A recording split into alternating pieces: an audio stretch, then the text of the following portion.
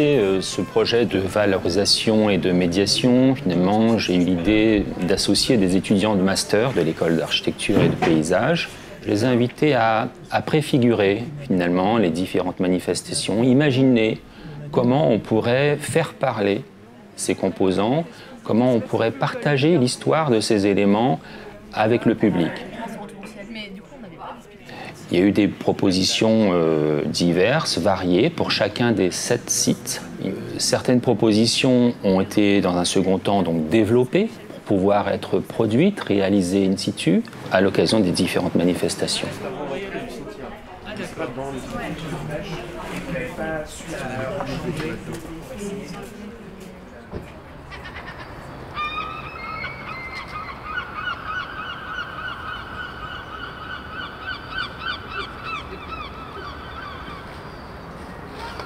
Le premier site qui a été investi pour une double exposition, finalement, c'est le collège Pierre Daunou à Boulogne-sur-Mer. Donc, il s'agissait de raconter l'histoire de ces éléments, de la présenter sur des panneaux. Et puis, associé à ce dispositif de présentation, d'exposition, j'ai voulu aussi associer les collégiens avec leur prof d'art plastique, Sylvie Merlin, qui les a aidés finalement à se réapproprier ce dispositif tout au long du premier trimestre.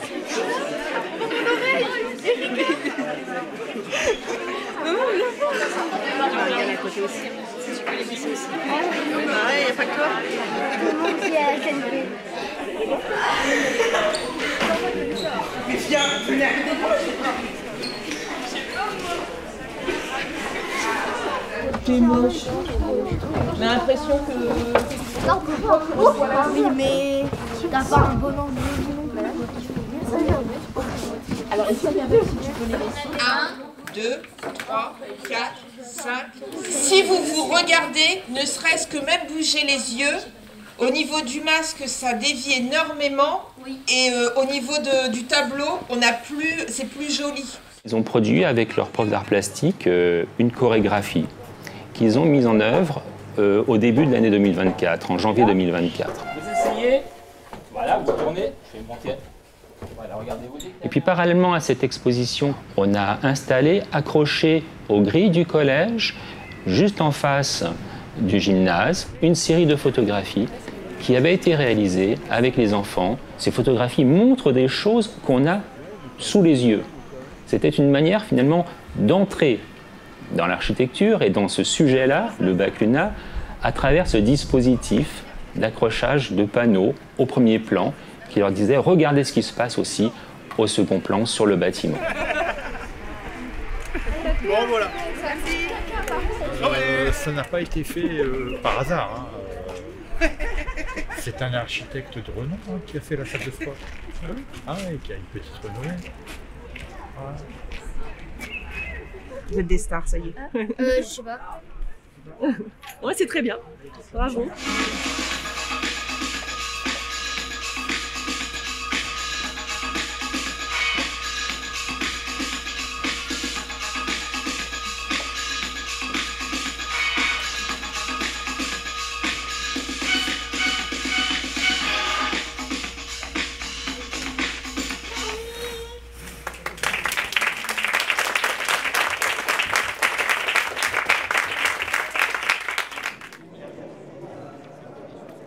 Bonjour à toutes, bonjour à tous.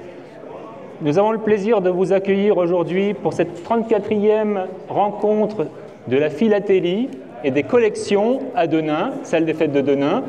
Une manifestation organisée par le club philatélique de Denain. J'ai à côté de moi son président, Olivier Blahat, qui ne souhaite pas forcément prendre la parole.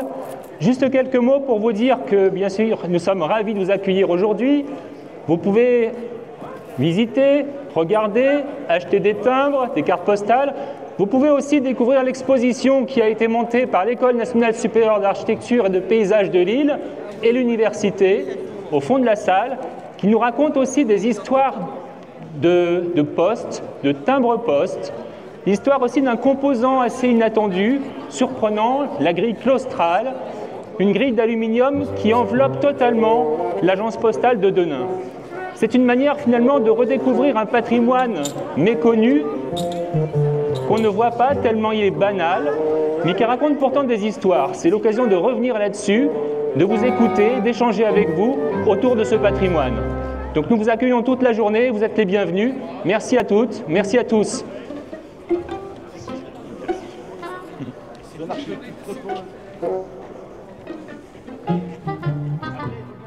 L'exposition organisée en lien avec l'agence postale à Denain portait donc sur l'histoire d'un bardage, de lamelles en quelque sorte tressées.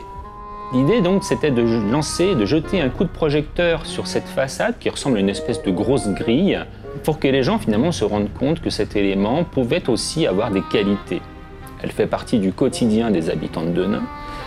Et aller à la poste finalement de Denain, eh bien c'est se confronter à cette espèce de grande maille d'aluminium qui enveloppe l'ensemble du bâtiment.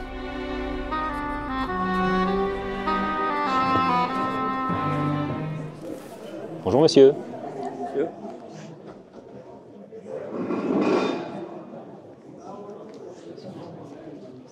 Eh ben, vous l'avez celle-ci? Comment? Je parle à monsieur, mais vous reconnaissez la poste de Denain? Oui, oui, la poste. Avec cette façade qui a changé. Vous voyez, dans l'exposition, on s'intéresse au revêtement d'aluminium qui recouvre une grande partie du bâtiment, mais au niveau de la façade principale, le revêtement d'aluminium a été déposé, il n'existe plus. Alors, vous êtes quoi? Je suis prof d'histoire de l'architecture à l'école d'architecture de Lille. De Lille. Et moi, j'invite mes étudiants à s'intéresser à des détails de la construction, des éléments qui font partie de l'architecture et qui ont été produits par l'industrie. Bonjour monsieur. Bonjour. Vous êtes de Denain? Non, pas du tout. Bon. Enfin, je suis ici au nord de Condé. D'accord. Alors ce stand ici, c'est une petite exposition sur un composant d'aluminium qui a été utilisé pour construire la poste de Denain que vous avez sous les yeux. C'est le bâtiment qui est là.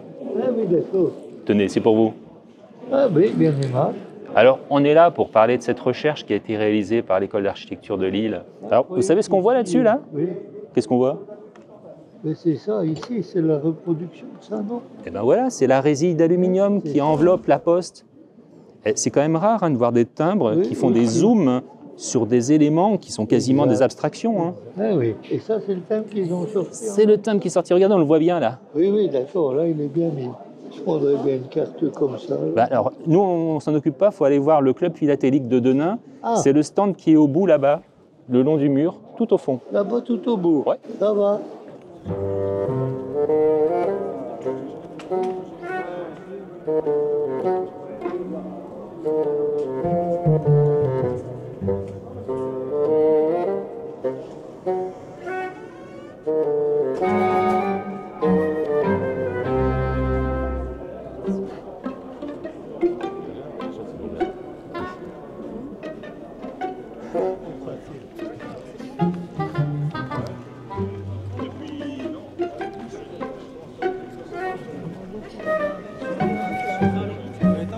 Un timbre comme ça, et alors une carte, une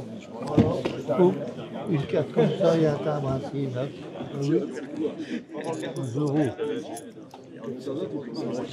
Ici, c'est une histoire d'aluminium, un composant, quand on le regarde, bon, c'est pas extraordinaire cette chose, mais quand on s'approche, qu'on regarde de quoi c'est fait, on s'aperçoit qu'il y a des lamelles d'aluminium qui sont pliées, et puis ces lamelles, elles sont fixées les unes à côté des autres par l'intermédiaire de ces attaches, dans des cabochons, des attaches, qui sont des profilés, qui peuvent avoir différents types de formes. On le voit avec le projecteur là, quand il y a la lumière qui passe, ça diffuse la lumière.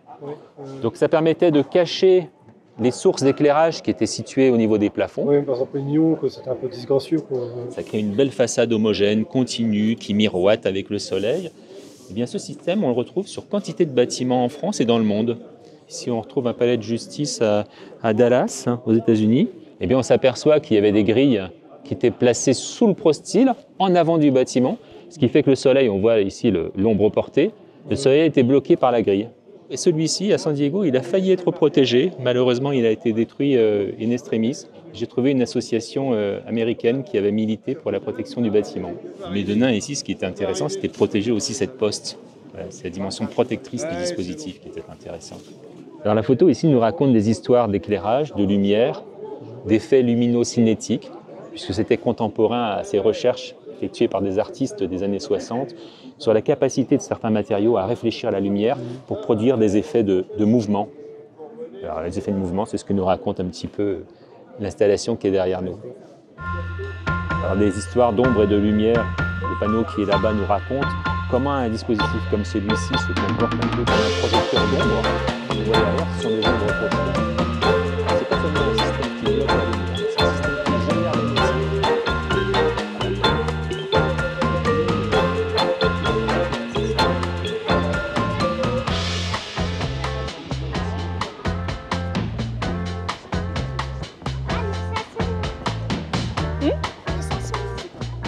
L'idée ici, c'était de créer une animation avec les enfants de l'école primaire du groupe Gustave Delory, avec l'accord de la direction de cet établissement, avec des enseignants de cet établissement. Donc on a entraîné les enfants à l'extérieur de l'école, on est allé voir, on est allé toucher le mur de la crèche Saint-Sauveur pour regarder d'un peu plus près cette chose étrange, se rendre compte qu'elle avait un relief. Et pourquoi les choses de cette forme-ci et pas d'une autre forme? Alors, parce qu'en fait, le monsieur qui les a créés, il n'a pas fait qu'un seul carreau. Il en a créé plein, il en a créé des grands, des petits. Et après, sur chaque bâtiment différent, il y a eu des différents carreaux. Attention. J'ai envie de me moucher, mais j'ai pas de mouchoir. Ah bah. Les enfants ont fait des frottages sur ce mur, avec des feuilles, des carrés comptés, pour essayer de capter. L'idée, c'était bien celle-ci, capter. Prendre l'architecture ou prendre des motifs d'architecture installés sur le mur de la crèche. Mais c'est déjà très bien. Hein. Qui m'a dit ma classe noire? Un jeu qui, tout de même, trouvait sa source, puisait son origine dans la première expérience qu'on avait initiée, c'était le contact direct.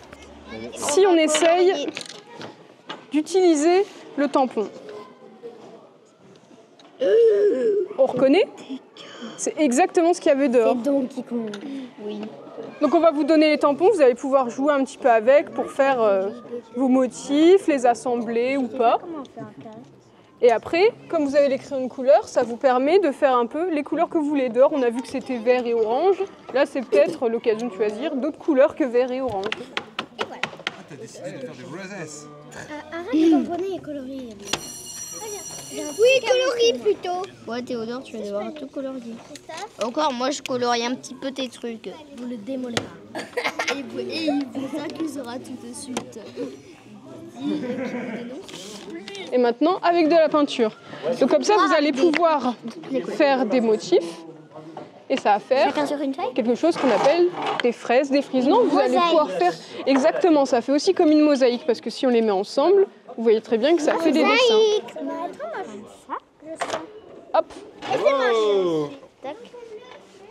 Je vais vous apporter la feuille bleue. Oui, 2 secondes.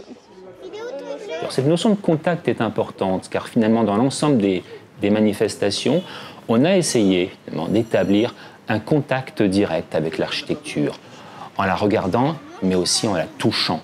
Et finalement, ça ouvre quantité de portes et un potentiel poétique souvent insoupçonné. Tu me l'avais déjà fait. Hey, Yasmine, regarde, j'ai un sac à main. Un méga triangle. Moi, j'essaie de faire ça. Le rouge a été envahi par le rouge. Il y a même une queue de poisson. Et regarde, et Toto, j'ai même fait les flammes après. C'est juste un humain normal qui n'a pas Donkey Kong. Un humain normal à part un gros bide. Il manque peut-être ses oreilles pour faire totalement. Humain normal, mais c'est eux qui ont eu l'idée là de mettre.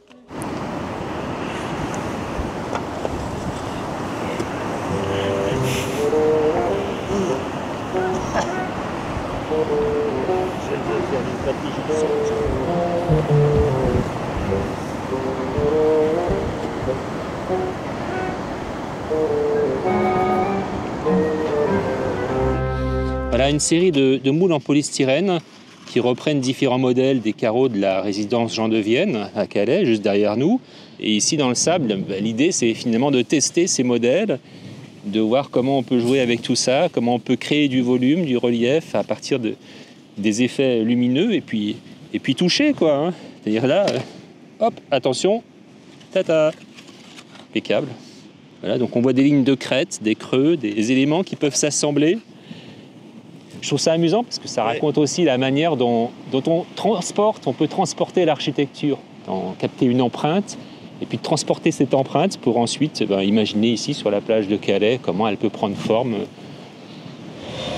C'est ici qu'ont été réalisés un certain nombre de prélèvements d'empreintes. Par exemple sur ce carreau, un carreau 10-10, on a plaqué de la plastiline tout autour. La plastiline a permis de capter, de prendre la trace du carreau.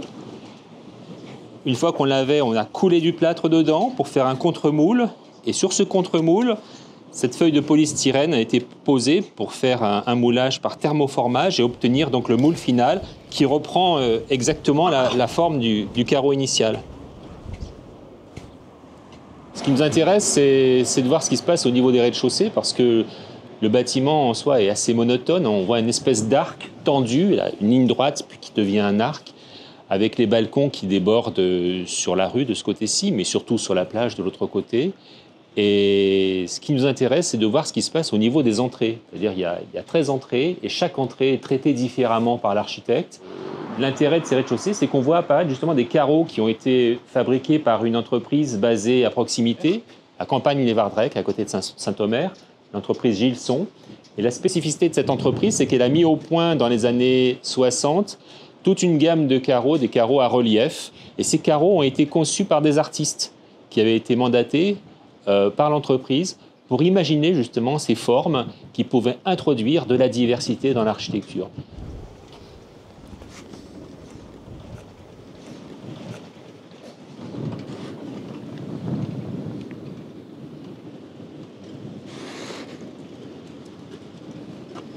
Quand on regarde comme ça, on a l'impression de voir le Palazzo Pitti à Florence avec les façades en pointe de diamant, à une autre échelle hein, évidemment, mais c'est extrêmement beau comme ça, proximité.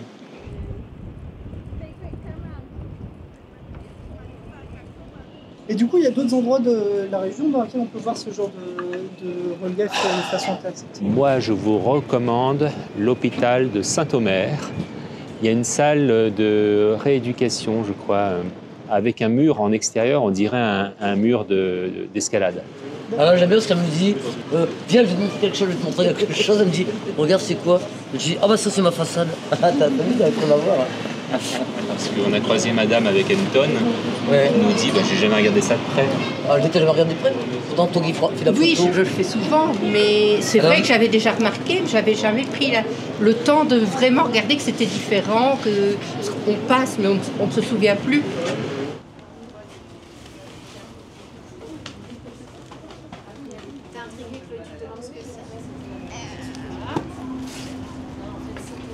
Voilà, jusqu'à 3, vas-y. 3. Alors.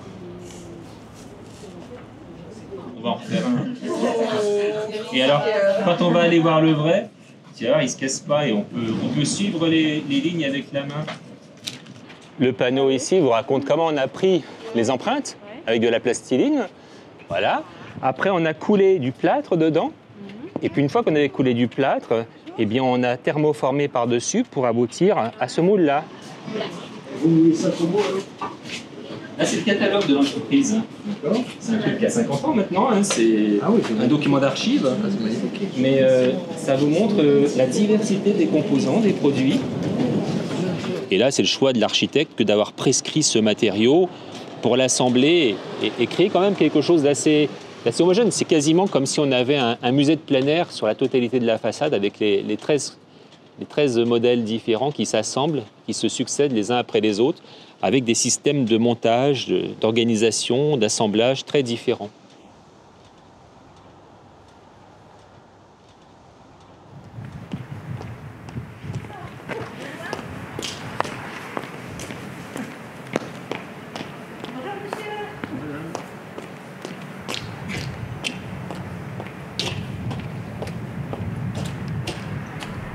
je me suis appuyé sur une carte postale. Une carte postale qui a été éditée à la fin des années 70. Cette carte, finalement, vient célébrer ce bâtiment. C'est une manière de raconter une forme de modernité, avec ces bacs qui donnent des formes presque baroques, extraordinaires, dans une petite ville qui n'avait pas l'habitude de voir ce genre de réalisation. Et l'idée ici, c'était de transporter le public qui fréquente aujourd'hui ce bâtiment. Ce sont les usagers d'un centre communal d'action sociale, puisque le bâtiment est devenu un CCAS. C'était donc de faire voyager ce public et de lui montrer finalement que ces éléments très banals, sous lesquels ils passent plusieurs fois par semaine pour certains d'entre eux, eh bien, ils ont une histoire. Cette exposition qui a proposé de retapisser le hall d'accueil du CCAS, eh bien, elle proposait justement de prendre les gens par la main, de les entraîner dans cette histoire en les confrontant à toute une série d'images. Des images qui faisaient que ça générait une espèce de découverte inattendue.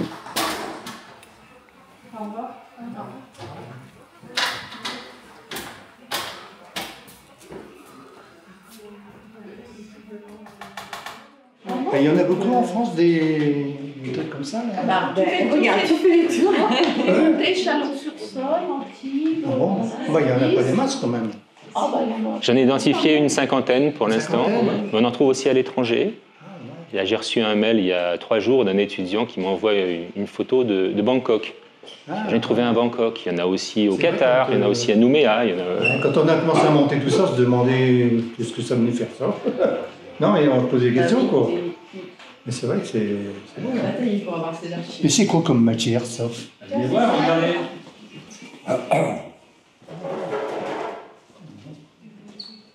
C'est de l'aluminium non allié pur. 1 mm d'épaisseur. Pas d'entretien. Bah, regardez, ceux-là, ils ont été posés il y a 50 ans. Ça bouge pas. Il faudra peut-être quand même passer un petit coup. Oui, mais c'est super quoi. C'est pas méchant. Et le vôtre, quand même, il est quand même franchement plus classe parce qu'il est bronzé. Oui. Ceux-ci sont bruts, nature. Vous l'avez, la carte? Ben, on l'a réédité, voilà. Oh, c'est gentil, c'est gentil. Merci. Puis regardez ici une publicité d'époque. Ah, ouais. Alors à quoi ça sert? Ouais, mais à quoi ça sert? D'après vous? Une déco quoi? Non. Une déco. Ça peut être une déco. Non, il n'y a pas que ça. Regardez ici, ça peut servir à quoi? Pour l'ombre? Ouais, exactement.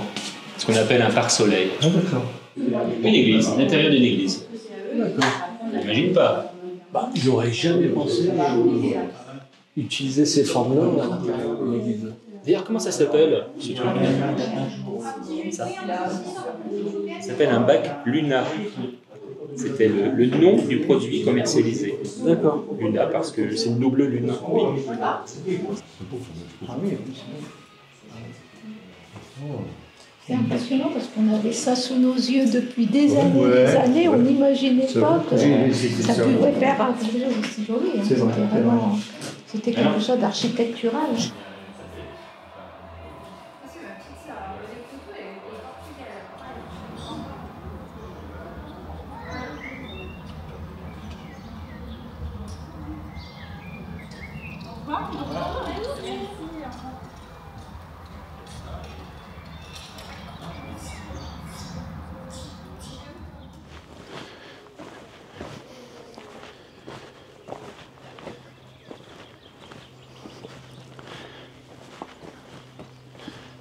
L'exposition organisée autour des produits verriers a eu lieu à Saint-Gobain. C'est pas un hasard. Quand on sait que Saint-Gobain, évidemment, c'était le village, la ville où avait été installée la manufacture des glaces, la manufacture royale. Une entreprise qui a produit du verre dans cette ville jusque dans les années 80. Le verre est partout, tout simplement parce que les ouvriers verriers vivaient dans le verre.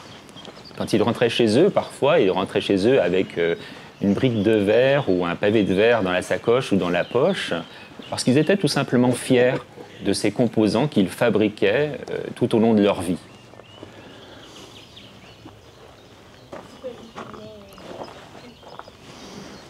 Quand on prend le temps de tout observer, d'être attentif à tout ce qui se passe à gauche, à droite, dessus, dessous, on voit surgir une brique Nevada, une dalle de verre imprimée, un morceau de primalite, et puis du chromopale sur au moins une petite dizaine de tombes. Et nous, on s'est intéressé peut-être à ces tombes d'ouvriers. On retrouve ces signes, ces traces de verre. Finalement, les produits verriers accompagnent les ouvriers jusque sur leur sépulture. Et si parfois, dans certaines églises ou certains sites religieux, on a des chemins de croix, ici, ce sont des chemins de verre, en quelque sorte, qui se dessinent à travers le cimetière. Alors, ils ont parfois tendance un peu à disparaître, et on ne sait pas trop si le verre vient du sol, s'il remonte du sol de Saint-Gobain, tellement il a imprégné la ville, ou s'il est tombé du ciel un peu pour venir se disperser, parsemer les différentes tombes installées dans le cimetière. J'étais très très contente en ce début d'année quand Éric Monin m'a sollicité pour faire une exposition en me disant « 4 étudiants vont travailler sur le verre dans le cimetière de Saint-Gobain ». J'ai répondu tout de suite « oui, volontiers ». Voilà, j'ai accueilli les étudiants dans le cimetière, ils sont venus, ils ont été accueillis par les anciens verriers. Il y a eu des travaux menés à l'école d'architecture. Et aujourd'hui, en fait, on inaugure ce travail qui est un travail de longue haleine, puisque le cimetière de Saint-Gobain, c'est plus de 2000 tombes, et qu'ils ont scruté tombe après tombe pour trouver du chromopale, du primalite, des Nevada, un petit bout de verre par-ci, un petit bout de verre par-là. Encore du chromopale? Oh oui, oh ben ça aussi.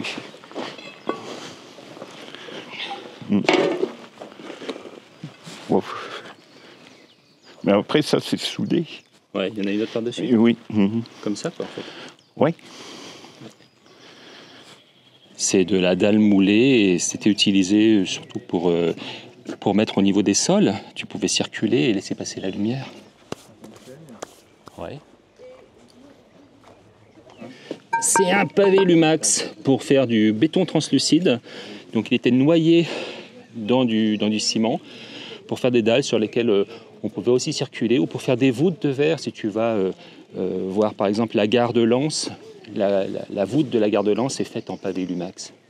Mais dans toutes les cours à Saint-Gobain, vous trouvez pour mettre les pots de fleurs. Ouais. Par contre, je ne sais plus où c'était. Oh. Quand ils ont arrêté la fabrication du chromopale, il y en avait des tonnes et des tonnes et des tonnes de mosaïques comme ça, qu'en vrac. Alors, les gens, ils pouvaient venir les servir, quoi. Alors, comme à l'époque, ils en mettaient dans les allées de jardin, ils en mettaient dans les tombes, parce qu'il y avait des tombes. Par exemple, Coco, là, voilà, il y en a, là. Oui, ben c'est celle-ci. Celle-ci, il y en a. Tout tournait autour de l'usine. Il faut s'imaginer que c'était une ville dans la ville. La ville n'avait pas de réserve foncière. Jusqu'en 1970, la manufacture avait sa propre école. Elle avait sa voie ferrée privée. Il y avait son économat, il y avait l'épicerie, il y avait tout marchait en autarcie au niveau de l'usine. En fait, quand on n'était pas fils de verrier, quand les parents ne travaillaient pas à l'usine, on était presque un paria à Saint-Gobain. Donc c'est important maintenant de revaloriser ce patrimoine qui finalement est partout et que les gens ne voient pas parce qu'ils sont dedans, c'est leur vie de tous les jours. Et il faut vraiment avoir un œil extérieur pour pouvoir dire, bon ben voilà, non, c'est vraiment particulier à Saint-Gobain.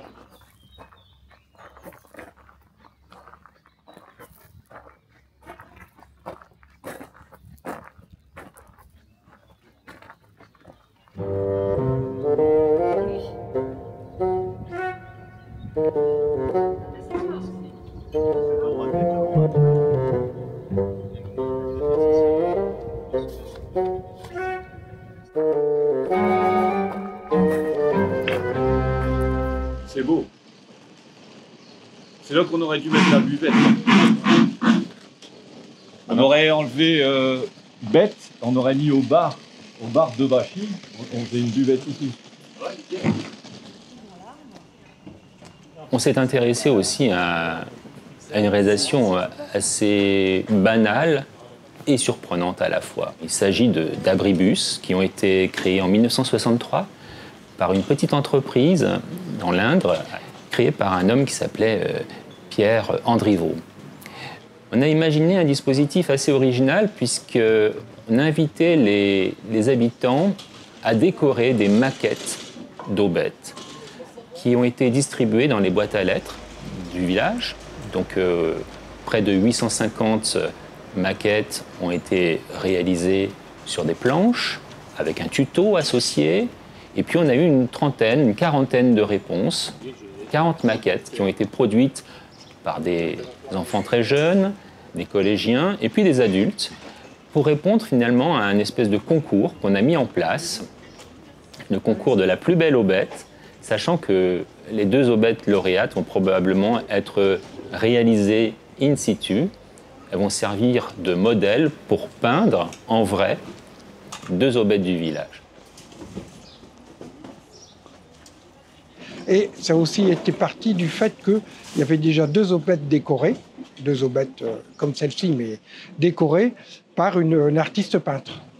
Donc ça a été un peu le départ pour un peu avoir un concours sur décoration d'aubettes. Et puis le final, ça sera que 2 aubettes seront décorées telles qu'avec les gagnants de ce concours. Celle-ci et celle du cimetière. Madame, là-bas... Bonjour madame. Si vous ne les prenez pas à 2 euros. Vous savez ce que c'est? Un abri à oiseaux. Non. Regardez, vous avez une grande ici. Et oui, l'abri de bus, ça s'appelle une aubette. Ça a été créé en 1963. C'est en béton armé, sauf celui-là bien sûr. Est-ce que vous voulez bien l'essayer pour poser avec moi? Je vais vous le mettre pour pas vous... J'ai beaucoup de cheveux, est-ce que ça va passer? Ouais mais impeccable. Nickel. Attendez, j'arrive. Quand même. Formidable. Et c'est quoi exactement? Ce que vous avez sur la tête? Ouais. La reproduction d'une aubette. Il y en a un ici, on est installé juste dedans. Il y en a 5 autres dans la ville, il y en a un au cimetière. Et on a décidé d'attirer l'attention des habitants sur ces édicules qui sont indestructibles. Ouais. Ça fait 60 ans qu'ils ont été construits, ils sont toujours là. Bon, je crois qu'il faut l'essayer. Magnifique. Et puis, il y en a partout en France. Il y en a partout en France, au bord de la route. Maintenant, vous regarderez quand vous passerez. Je ferai plus attention à ça. Ce genre de truc. Dès qu'on voit des petits trous comme ça, là, c'est un signe distinctif. Là, je sens que les dames... moi. Vous êtes Chloé? Je suis Chloé Lemaire. Bravo Chloé. Félicitations. Merci beaucoup. Je vais vous serrer la main. Ça tombe bien, c'est la droite. Merci pour ce beau concours. Regardez, comme vous avez gagné le prix du Seigneur. Oh, j'adore. La lauréate. Donc on vous attend, vous passez au stand quand vous voulez. Tout à fait. Cherchez votre prix. Alors, je connaissais les aubettes, moi je suis de Bachy, donc dans le paysage urbain. Mais là j'ai appris à découvrir avec l'article qui est apparu dans le journal, plus la maquette qui a été distribuée. Et j'ai trouvé ça formidable comme histoire. Il faudra passer au stand? Vous en saurez encore un peu plus? Je vais passer. Vous avez déjà attendu le bus sous une aubette? Ah bah tout à fait, j'attendais le bus au petit canard sous l'aubette qui nous protégeait de la pluie. Non mais j'ai trouvé ça vraiment top, aussi bien historiquement que de cette émulation de créer, de décorer. Enfin nous on l'a fait en famille et on s'est éclaté à faire ça. À tout à l'heure. Je sens que vous voulez l'essayer le chapeau. Allez, on essaye le chapeau. C'est formidable. C'est bien. Vous êtes avec le créateur du géant. C'est vous le créateur du géant? Oui. Le créateur du géant. Et comment l'avez-vous fait le géant? Il est fabriqué comment? Il est avec à la base en grillage avec de la résine et de la fibre de verre. Attendez, moi aussi. Allez, comme ça? Mais vous faites ça à tous les stands? C'est en 2 morceaux ici. Et ils sont boulonnés là après. Ah d'accord. Ah oui. Au milieu, il y avait un joint. Ah ouais. L'entrepreneur qui a fait ça était spécialisé dans les transports. C'était une grosse boîte dans le centre de la France. Ils avaient décidé de faire des abris pour protéger les enfants au bord de la route, parce qu'ils se sont rendus compte que ça commençait d'être dangereux à la fin des années 50, 60. Et puis là, on voit donc Monsieur Andriveau à la foire de Tours en 1966, en train de vendre donc ces abris de bus, certains qui pouvaient être fermés, vous voyez, qui formaient une forme d'édicule pour servir d'accueil dans un camping ou ce genre de choses. Et il les transportait par 4. Le dernier camion qu'il avait, hop, avec une grue et par les oreilles, poum, il le pose sur une dalle qui avait été réalisée par le client, par la municipalité qui achetait l'aubette. Est-ce que c'est un patrimoine? En tout cas, c'est un héritage. Il y en a partout, ils ne vont pas disparaître comme ça. Ils racontent une manière de refaire, de recomposer le paysage. C'est-à-dire, il y en a, ça fait 60 ans qu'ils sont posés, ils n'ont parfois même pas été repeints, ils sont encore dans leur jus et ils répondent encore aux exigences initiales. Parfois même, ils sont déplacés. C'est ça qui est intéressant aussi, on peut les recycler. On en récupérait une à Bachy. Il y en a 2 qui étaient sur la ligne droite, qui ont été transportés au service technique et derrière l'école, exact.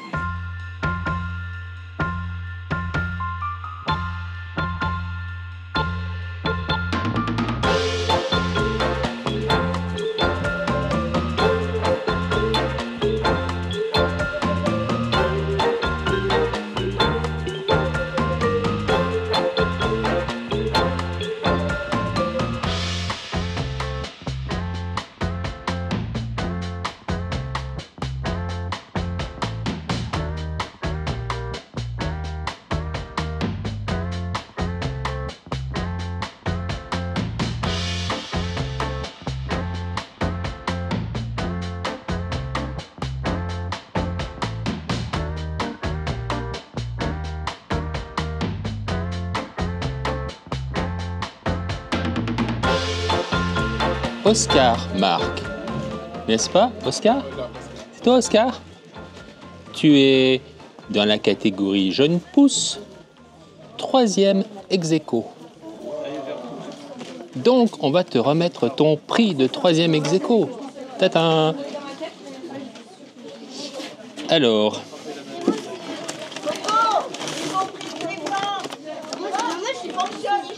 jeune homme, voici ton prix. Félicitations. Bravo. 3e prix du grand concours international Aubette à Bachy, Oscar Marc.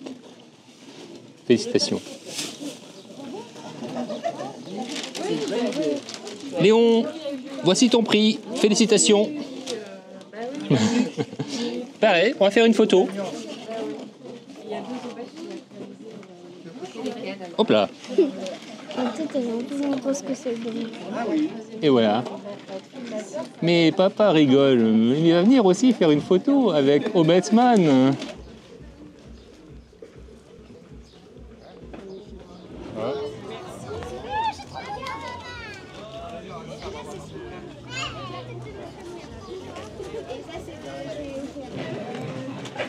Prends-la, prends-la. Tu peux nous dire ce qui t'a inspiré? Ouais, pourquoi tu l'as fait comme ça? C'est Van Gogh. Enfin, moi j'aimais bien Van Gogh, du coup j'ai fait en Van Gogh. C'est Pleine nuit étoilée de Van Gogh. Vas-y, là. Ah. Voilà. Raconte-nous. En fait, là, à l'intérieur c'est la forêt et sur les côtés là il y a des licornes. Là c'est un loup avec un loup cerf. Là, à l'intérieur il y a des sirènes. Et je tiens à féliciter vous. Félicitations. Bravo pour cette belle prestation. Et tu es en quelle classe, Lou? CM2. Et qu'est-ce que tu préfères comme matière? L'art plastique. L'art plastique. C'est le papa de Violette? Oui, voilà. Et ben voilà, monsieur. Ah, merci. Jamais de la vie, ma tête, elle passera dedans. Si, Amène, elle passe. C'est rien, Amène, elle passera jamais. Là. Putain, arrête ta peau. Hop, tiens, le pouce. C'est la lauréate. Et c'est son dessin qui va être reproduit sur la grande aubette du village. Voilà. On sent qu'il y avait des prédispositions familiales. Ah, complètement. C'est pas un hasard si Lou a gagné le prix. Hein. Attention. C'est pour? Vous savez ce que c'est, ce que vous avez sur la tête? Non. C'est une aubette, ça. Oui. Vous habitez? Rue de l'Aubette. Rue de l'Aubette? À Chemie. À Chemie. Claude Lobette. Écoutez, c'est extraordinaire. Faut que je note parce que... On peut venir boire un café dans la semaine? Attendez, je note. Attendez. Pour avoir l'air bête? Non. Mais non, on n'a pas l'air bête avec une tête d'aubette. Faut enlever les lunettes pour l'aubette. Non, moi je ne le fais pas. Ma belle-sœur, Monsieur, regardez. Non. Mais ça vous va impeccable. Regarde.